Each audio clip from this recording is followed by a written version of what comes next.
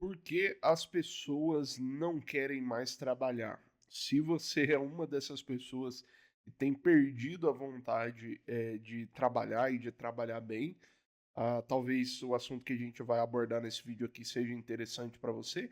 E se você é uma pessoa que tem contato com outras pessoas no seu trabalho, que você nota que essas pessoas têm perdido o desejo e o empenho no trabalho, talvez o que a gente vai abordar nesse vídeo faça sentido para você também.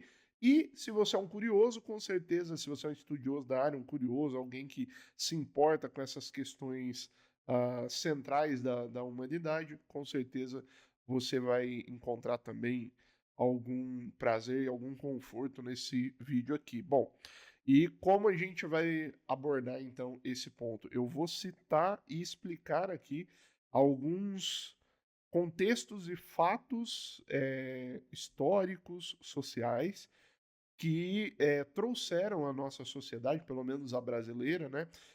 E eu não acho que isso é só um problema no Brasil, tá? É um problema a nível global, mas que trouxeram essa geração até esse momento onde, de fato, é muito fácil qualquer um de nós aqui que está assistindo esse vídeo constatar que, principalmente nas gerações mais novas, há um descaso muito grande com o trabalho.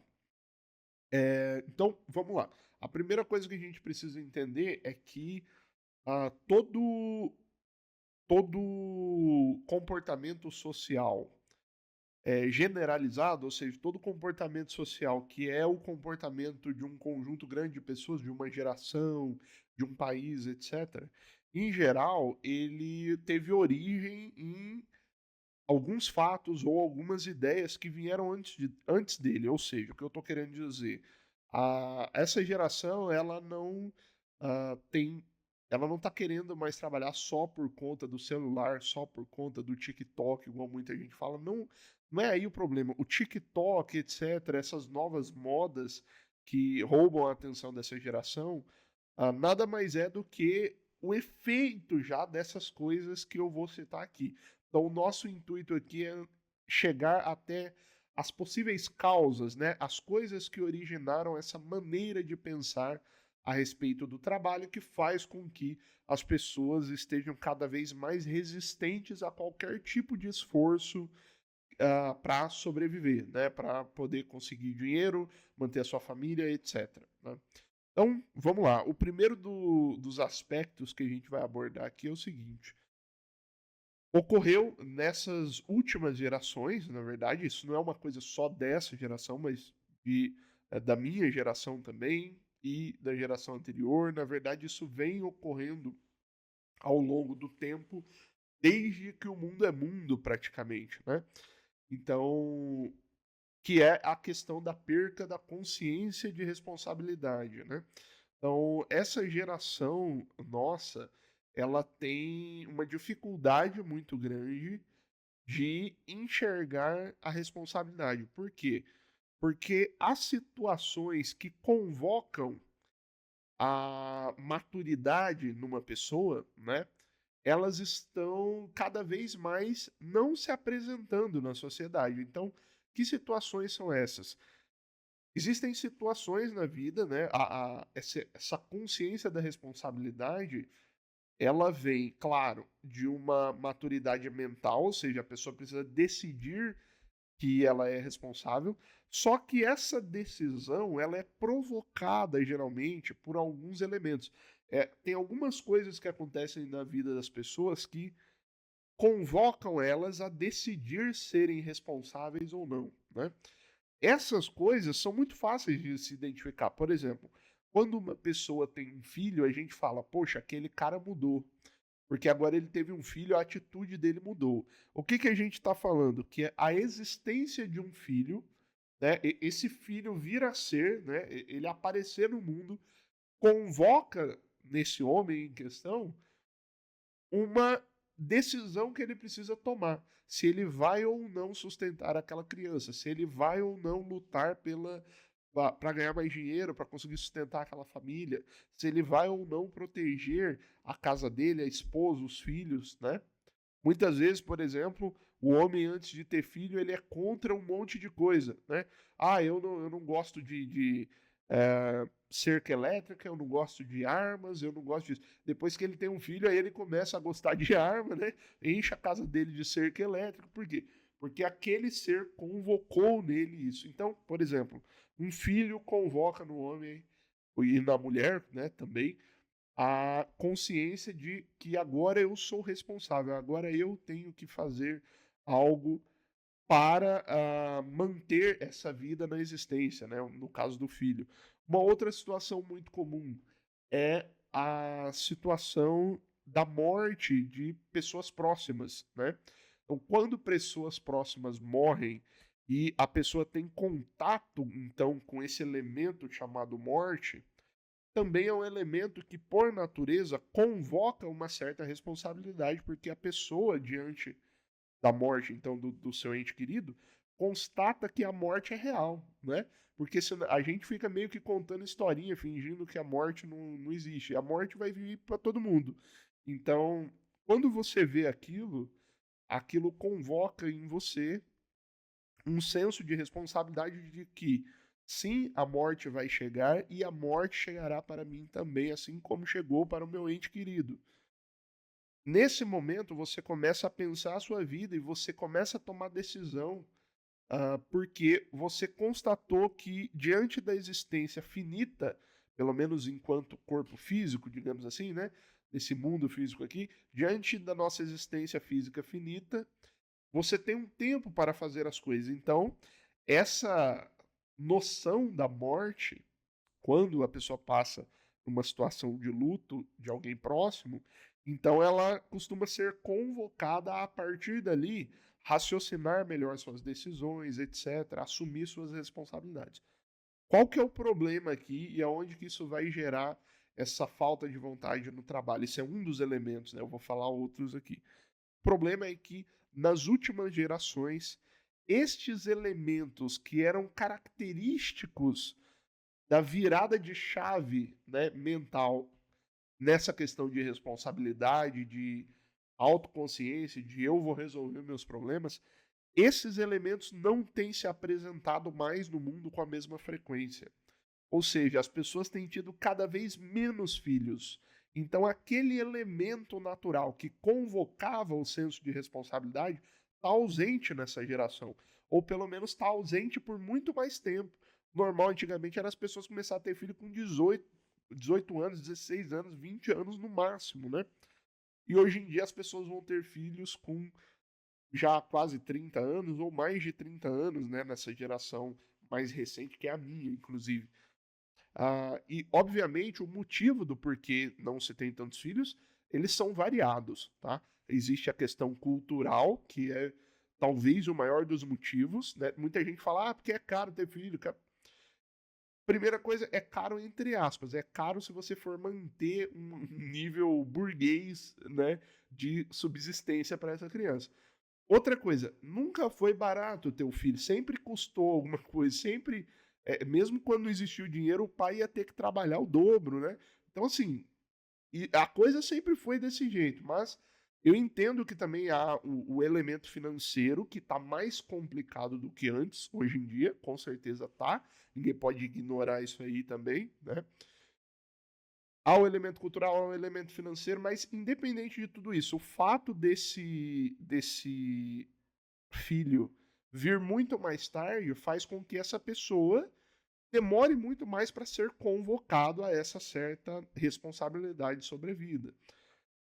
Cada vez mais as pessoas têm vivido mais, ou seja, antigamente as pessoas tinham contato com a morte muito precocemente, porque via de regra, né, naquelas famílias que tinham 10, 11 filhos, é muito comum, inclusive no Brasil, né, se você ainda tem bisavó ou bisavô vivo, é comum que você saiba que eles tiveram X filhos, mas um faleceu, dois faleceram, né?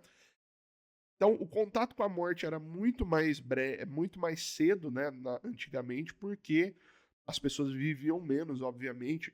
Morria-se de doenças que hoje em dia é considerado uma coisa boba, e se resolve com um antibiótico aí que você compra na farmácia, né? Então, as pessoas têm vivido mais e o contato com a morte tem sido tardio também, né? Não que isso seja ruim necessariamente, eu só estou constatando aqui um fato.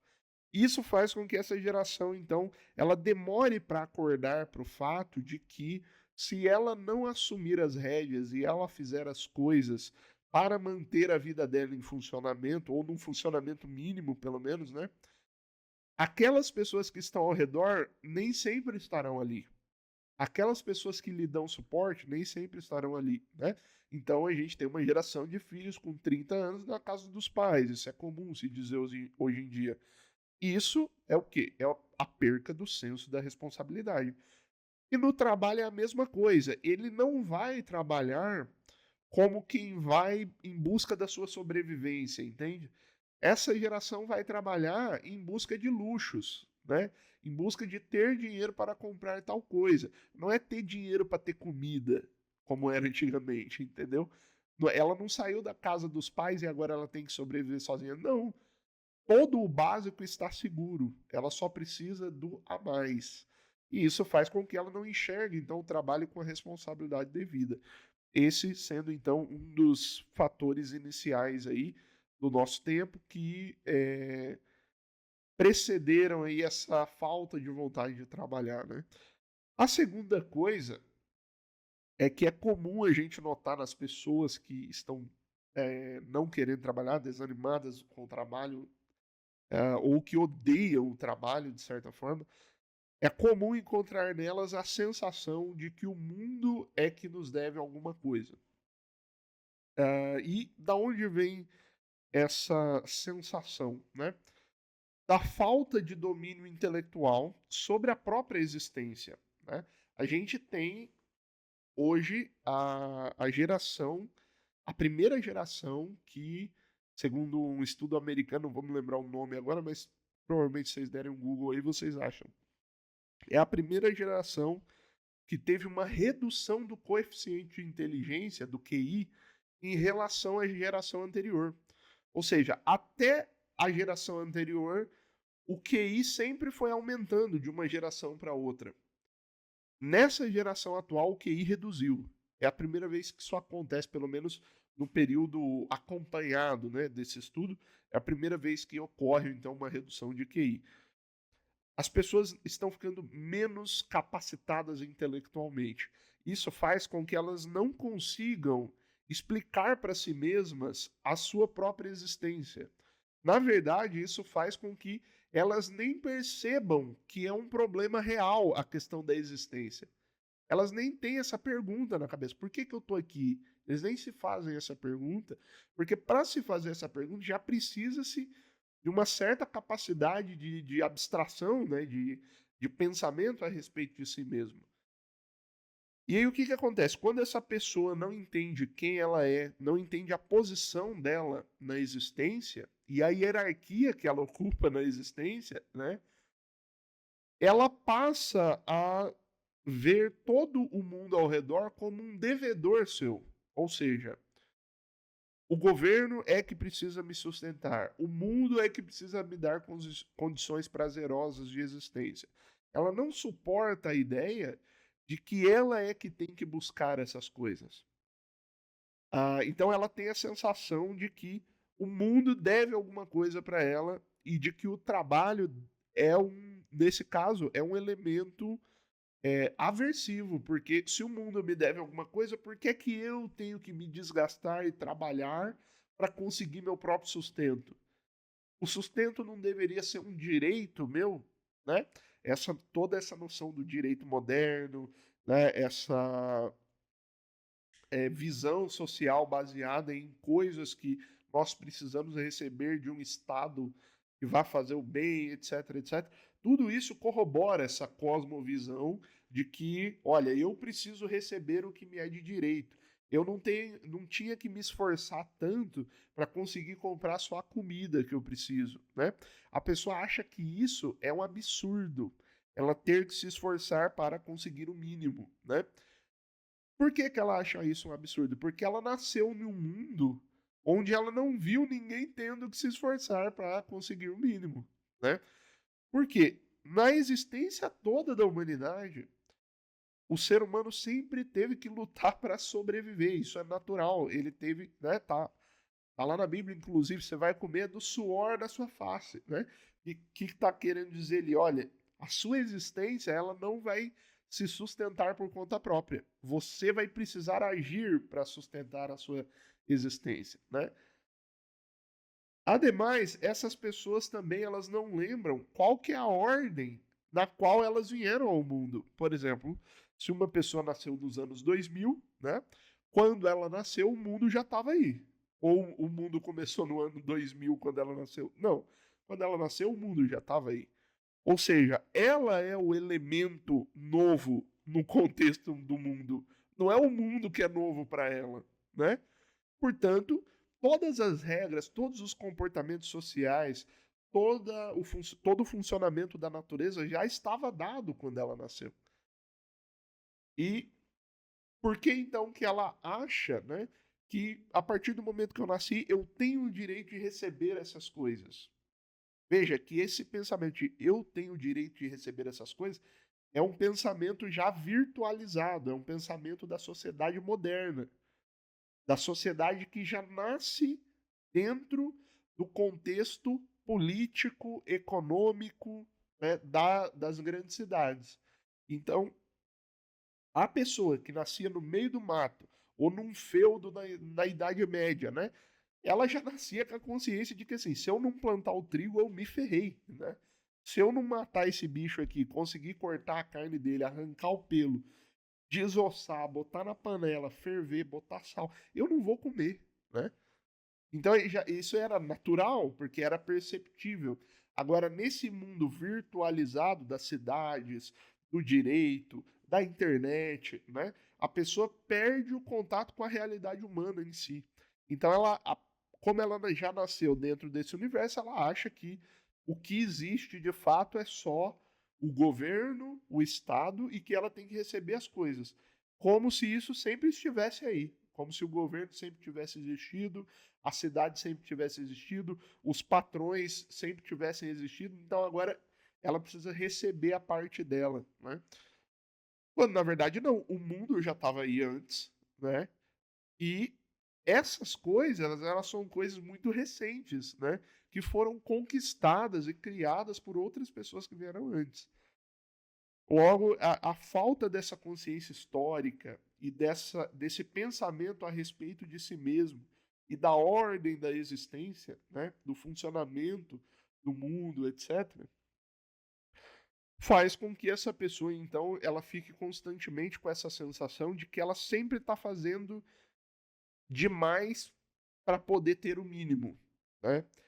E ela imagina, então, que isso é um absurdo. Por quê? Porque ela nasceu em um mundo onde o mínimo é garantido por um Estado. Um Estado que é um elemento virtual. Assim, a gente criou um elemento chamado Estado, que basicamente é fundamentado em um pedaço de papel, né? E a gente acha que isso aí é o grande defensor da nossa existência. Esse Estado fundamentado num papel, se vier uma revolução, ele vai para o espaço do dia para a noite, né? Basta que um ditador assuma esse Estado, que esse Estado desaparece. Então, assim, as leis do direito, bom, elas são leis só enquanto o Estado quiser que elas sejam. Quando um ditador assume e ele fala agora não tem mais lei, acabou, né? Aquilo era só um pedaço de papel. Então, assim, a falta dessa consciência acaba gerando essa sensação de que o mundo deve alguma coisa para mim e que eu, então, trabalhar para mim é horrível porque eu tenho que me esforçar para sobreviver, como se isso fosse um absurdo. Quando, na verdade, isso é a regra geral da humanidade. Né? E isso está lá na Bíblia. O Deus falou isso. Né? O Deus falou: você vai ter que trabalhar, né? Você vai ter que suar para poder sobreviver. Ou seja, a sua sobrevivência é, em parte, fruto das suas ações. Isso é óbvio, né? É óbvio quando a gente fala, mas não tá tão óbvio para essa geração, né? Então, isso corrobora também para ela não querer trabalhar, porque o trabalho para ela é um morticínio, é um sacrifício, é uma dor, né? E é algo absurdo. É uma dor que ela acha que ela não deveria passar. Né? Bom, Depois vem um elemento que também tem a ver com esse declínio intelectual, que é a perca da noção do valor intrínseco do trabalho. As gerações mais novas, elas não tiveram contato com elementos que fizessem elas perceberem o valor que o trabalho tem sem estar ligado à moeda, sem estar ligado ao dinheiro, né? O valor real, intrínseco do trabalho. Essa geração vê o trabalho como uma maneira de ganhar dinheiro apenas. Elas não conseguem compreender como o trabalho dela é importante no mecanismo de colaboração da humanidade, né?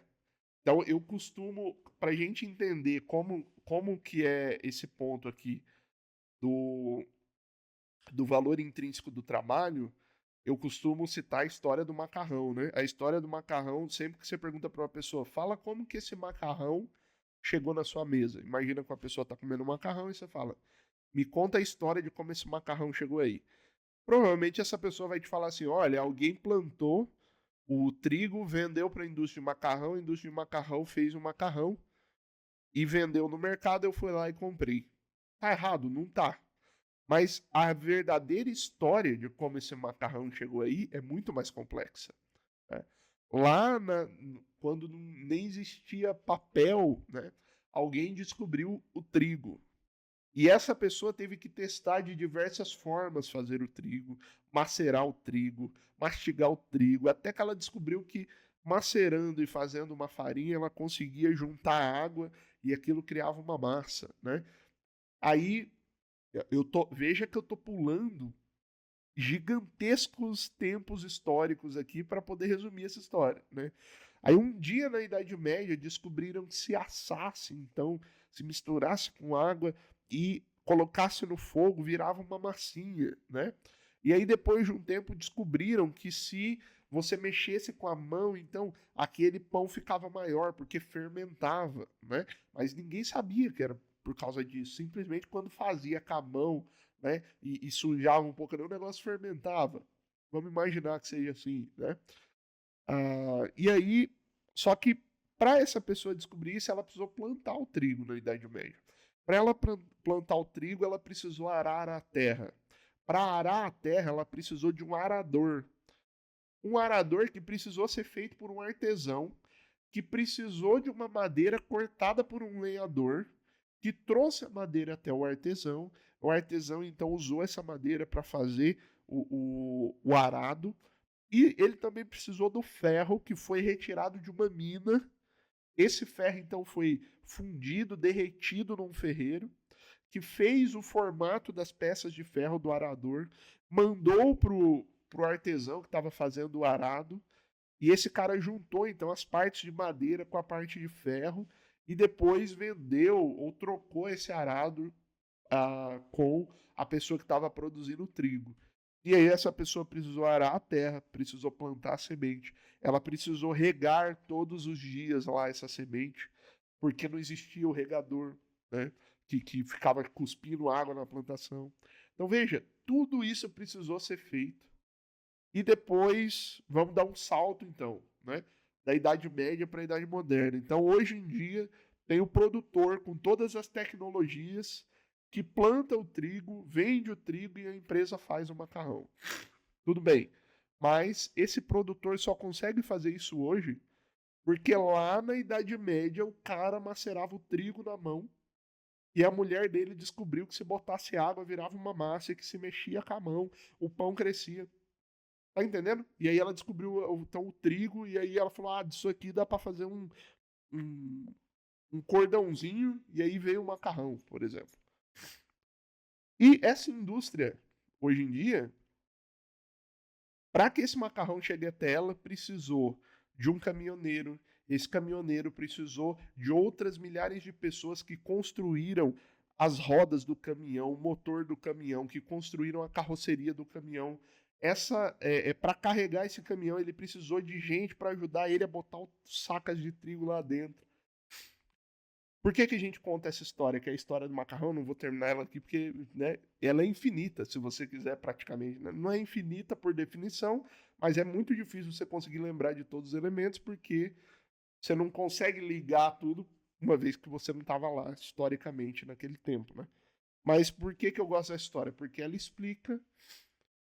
que ela explica basicamente a história do trabalho humano, ou seja, para um macarrão chegar na sua mesa hoje, milhares de vidas contribuíram com o seu trabalho, o seu intelecto e as suas descobertas até que isso chegasse na sua mesa. Em cada macarrão que você come, tem, entre aspas, o sangue e o tempo de milhares de vidas que contribuíram para aquilo chegar até você. E isso só foi possível porque elas trabalharam. Elas desenvolveram alguma ação produtiva para conseguir o seu sustento. Então, essa noção do valor intrínseco, que o meu trabalho não só me dá dinheiro, mas ele cria um valor para que a vida de outras pessoas seja mais confortável. Por exemplo, eu tenho empresa de secretariado remoto. O trabalho nosso, das minhas secretárias, o meu trabalho nessa empresa, cria um mundo onde a vida do meu cliente é mais confortável. Porque se não tivesse eu, talvez o meu próprio cliente teria que atender todos os clientes dele no WhatsApp. E isso seria muito mais caótico do que existindo o meu trabalho. Né? Então há um valor de colaboração humana intrínseco ao trabalho. E essa geração ela perdeu essa noção. Por que que ela perdeu? Sobretudo porque os trabalhos hoje em dia eles são muito virtualizados. Na Idade Média, por exemplo, era muito difícil que uma pessoa não tivesse a noção desse valor do trabalho dela. Por quê? Porque se o ferreiro, vamos pegar o ferreiro fazia uma faca e ele vendia essa faca. Imediatamente ele sabia que o valor do trabalho dele é porque a pessoa do que está comprando a faca dele precisava da faca para desossar um boi, por exemplo. Né? O cara ia lá, eu preciso de uma faca que consiga desossar bem e tal. E o ferreiro então produzia isso. Ou seja, o contato de quem produziu aquele trabalho, aquele item, no exemplo aqui a faca, com o objetivo final era muito perto, porque a pessoa que chegava para comprar o item era já a pessoa que tinha o objetivo final com aquilo. E esse objetivo ele era muito mais simples, ele era físico, ele era material, né? Então a pessoa ia lá comprar a faca para desossar o boi. Não tem como o ferreiro não perceber o valor que o trabalho dele tem, tá entendendo? Porque todo dia tem gente chegando lá precisando da faca e ele sabe para o que vai ser usado. Hoje em dia, os trabalhos eles estão muito virtuais. Então, em muitos trabalhos você nem sabe, nem conhece o cliente do outro lado, né? Muitos dos trabalhos você não desenvolve uma ação manual, você está na frente de um computador fazendo uma coisa num ambiente virtual, né? E com isso em muitos dos trabalhos você não tem a visão de qual que é o objetivo final de quem contratou aquele trabalho. Você só sabe que você tem que fazer tal coisa porque essa é a função, né? Então, essa fragmentação do trabalho, né? E essa virtualização do trabalho faz com que as pessoas não consigam, de maneira intuitiva, perceber o valor intrínseco do que elas estão fazendo. O valor colaborativo para a humanidade do que ela está executando. Né? Então, essa geração ela também tem esse fator que acaba afetando, né, a maneira como ela percebe então o valor do trabalho, e o trabalho vira para ela só um meio de obtenção de dinheiro, basicamente. Ela não consegue enxergar essa parte imaterial do trabalho, né, essa colaboração humana que acontece. Por último, a gente tem dois pontos aqui que são muito importantes também. A gente tem a questão da perca da sensação de recompensa. E por último, eu vou falar da compreensão errada que hoje as pessoas têm da palavra vocação ou da palavra propósito, né? Que envolve também essa questão do trabalho. Então, primeiro aqui vamos falar da perca da sensação da recompensa. Uma das coisas que tem acontecido hoje, que contribuem para as pessoas não quererem mais trabalhar é que a sensação de que o trabalho é recompensa, de que há uma recompensa boa em trabalhar, está sumindo. Por quê? Porque a recompensa do trabalho foi atrelada ao dinheiro, né? Pelo menos na civilização moderna é assim. Então o trabalho ele está atrelado como recompensa ao dinheiro, né? O dinheiro está atrelado como recompensa do trabalho. Qual que é o problema? É que o dinheiro é uma commodity, ele é um produto criado, né, dentro de um sistema financeiro que foi pensado de um certo modo, e esse modo faz com que esse produto, chamado dinheiro, perca o valor ao longo do tempo. Ou seja, eu estou querendo dizer aqui, o sistema financeiro foi construído num formato, pelo menos o sistema financeiro atual, né, ele assumiu um formato que o dinheiro sempre perde valor nesse sistema, porque não há limite de impressão ou geração de moeda. Pelo menos não há um limite definitivo, não é? Então, os estados eles podem imprimir moeda à vontade e isso não imediatamente gera inflação, porque daí os economistas vão falar: o estado gerar dinheiro não significa que vai gerar inflação imediatamente. Sim, não significa que vai gerar inflação imediatamente, mas posteriormente, em algum momento, gerará inflação, porque em algum momento esse dinheiro vai precisar circular na economia, né? Não vai ficar para sempre retido lá no Banco Central. Em algum momento, esse dinheiro invade a economia de alguma forma, seja por via estatal, seja por via privada através dos bancos, né?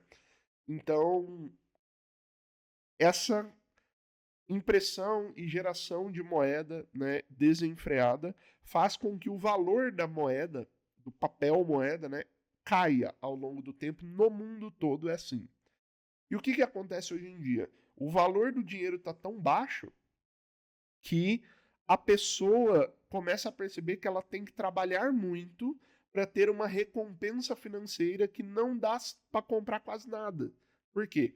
Porque o valor nominal dessa recompensa, R$ 2.000, R$ 3.000, R$ 6.000, é grande o valor nominal, mas quando ela vai comprar as coisas, não dá para comprar nada. Ou pelo menos não dá para comprar à vista, né? Então, progressivamente, ao longo da história da modernidade, o dinheiro tem perdido valor e a percepção de recompensa do trabalho tem caído. O que, que acontece? A pessoa sabe que, por exemplo, se ela ficar sem fazer nada e arrumar uns 4, 5 filhos, ela vai ganhar Bolsa Filho, Bolsa Família, Bolsa não sei o que, Bolsa Escola. Se ela somar tudo isso, vai dar o mesmo valor do que ela trabalhar 8 horas por dia de segunda a sexta numa empresa de pequeno porte, por exemplo, que é a maioria das empresas, diga-se de passagem. Ou seja, o dinheiro não está valendo nada. Se o dinheiro não vale nada, por que eu vou me sentir incentivado a trabalhar mais? Se a recompensa do trabalho cada vez vale menos, entende? Então chega um momento, e esse momento chegou nessa geração, pelo menos começou agora, uma fase crítica desse problema, que é o problema de que você olha para o tanto que você trabalha e você não consegue ver uma recompensa que te satisfaça à altura, né? E, voltando no ponto anterior, como essa geração só tem noção da recompensa financeira do trabalho, aí ela fica mais desincentivada ainda.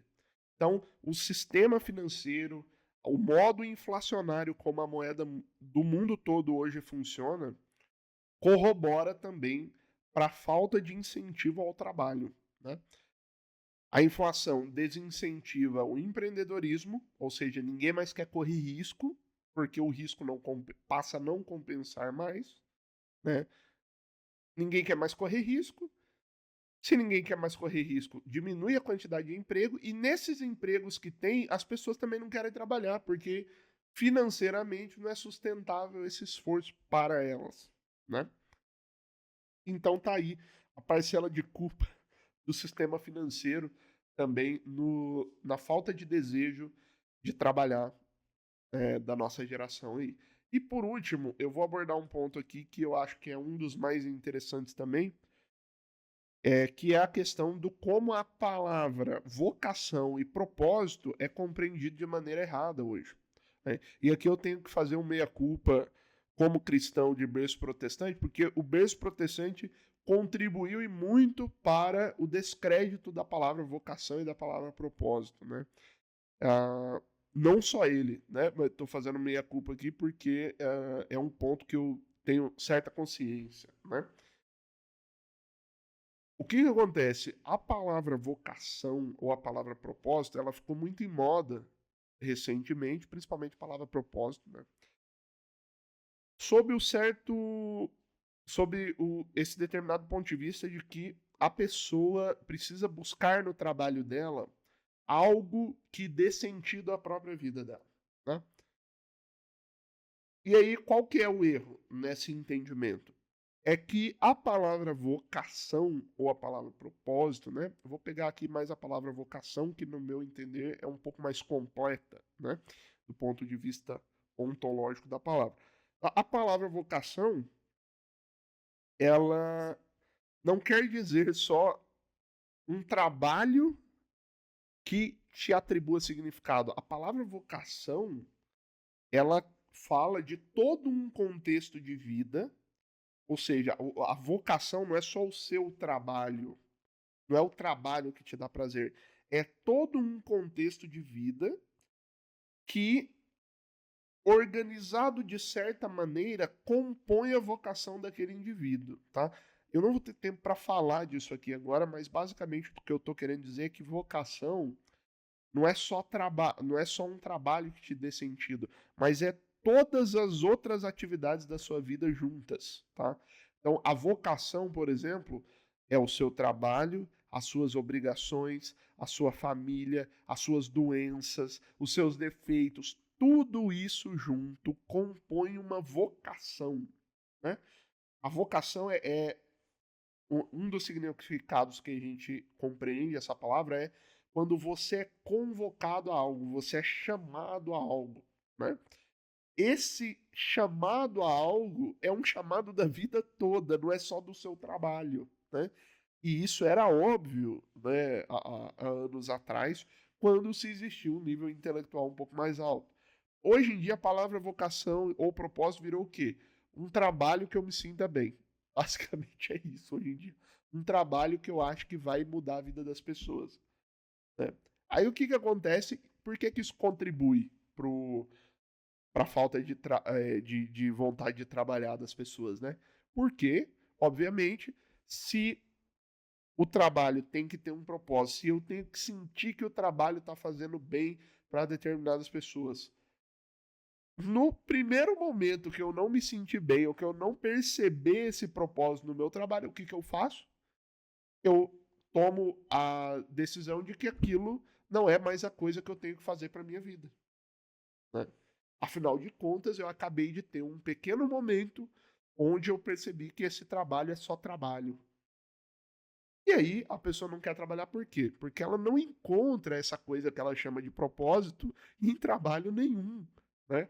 Por quê? Porque vocação e propósito não encontra só no trabalho, é na vida toda, é na vida como um todo, né?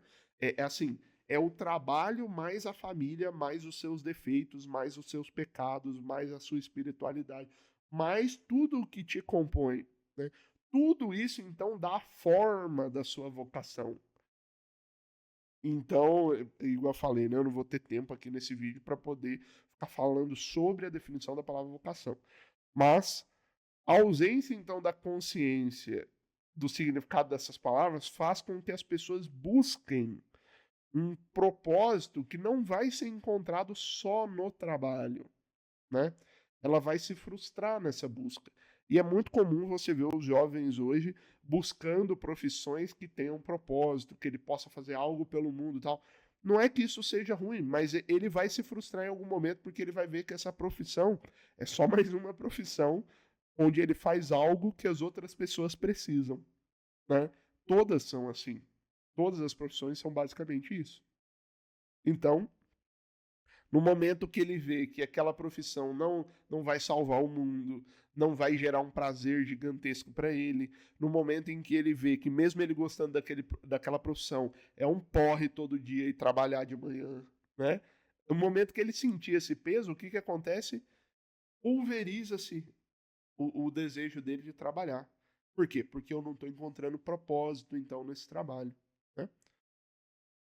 E com esse ponto aqui eu encerro, então, os 5 elementos aí que eu tinha para falar sobre esse esse fato social que a gente tem observado hoje em dia, que é a perca da vontade no trabalho. Num vídeo futuro eu posso trazer aqui também algumas questões sobre o que você, então, que percebe isso, tem que fazer para querer trabalhar bem. Mas, em resumo, você tem que fazer o contrário de tudo isso que a gente falou, né? Então, assim, ganhe consciência da responsabilidade. Como que eu faço isso? Case-se, tenha filho, né? Quando tiver uma pessoa da sua família doente, vá lá cuidar daquela pessoa, não fuja. Não fuja da experiência de ver o sofrimento humano acontecendo, né? Cuide dessa pessoa, abrace essa pessoa, né? Seja humano, seja humano, né? Com isso, você ganha responsabilidade. Não pare de pensar que o mundo deve para você. Estude toda a história e veja o quanto todo mundo sofreu para você estar aí sentado na frente de um computador, entendeu? Quantas pessoas morreram para você ter um celular na mão? Né? Você fala, ah, não morreu ninguém. Não, começa a voltar na história da criação do celular e vai voltando para trás para você ver se não tem sangue em algum momento. Se não tem o sacrifício de alguém em algum momento, tá? Porque para o seu celular ser montado, ele precisou ser criado em um país livre, né? Para ser criado em um país livre, sabe o que teve que acontecer? Guerra, morte, tiro. Essa é a história da humanidade, né? Então, busque consciência sobre isso. Você é um privilegiado de estar aí, né, nesse momento da história. Ninguém deve nada para você, entendeu? Você é que deve para os outros, né? Então, assim, faça tudo ao contrário do que a gente falou aqui e você vai ganhar uma vontade, então, de trabalhar, porque você vai sair desse modo de existência é, pífio, né? Que não tem consciência nenhuma sobre a vida humana e sobre como que a gente chegou até aqui. Bom, pessoal, espero que vocês tenham gostado. Comenta aí se você conhece alguém assim ou se você concorda com esses pontos. Complementa aí nos comentários também com alguns raciocínios que vocês podem ter a respeito desse assunto. E até o próximo vídeo.